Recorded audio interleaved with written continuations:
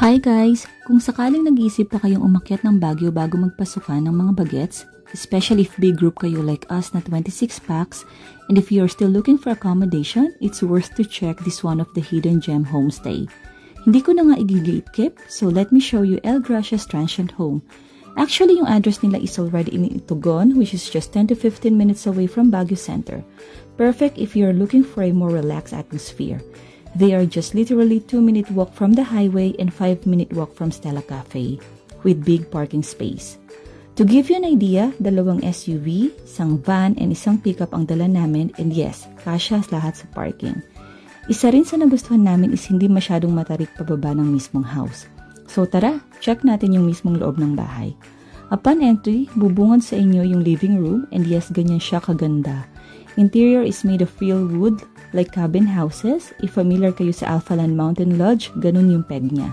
May 6-seater dining table, kitchen, meron na ding fridge, purified water, microwave, stove, rice cooker, plates, cups, and other utensils you need.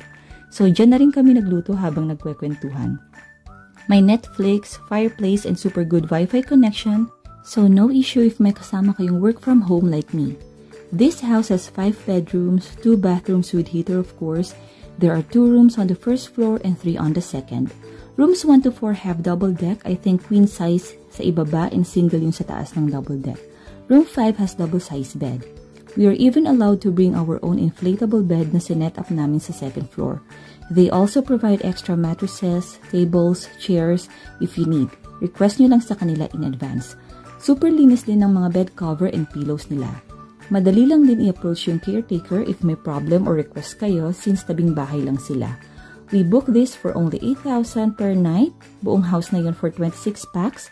Napakadali din kausap ng owner. Ilalagay ko nga pala dito yung page and contact number nila. May malapit din na mini grocery, but if you don't have enough time to cook or gusto mag-coffee sa Cafe Stella, no problem. Lakad lang for less than 5 minutes and you'll have this Instagrammable picturesque. Gawa din ako ng separate video ng Stella Cafe naman. So yun lang for now. Bye!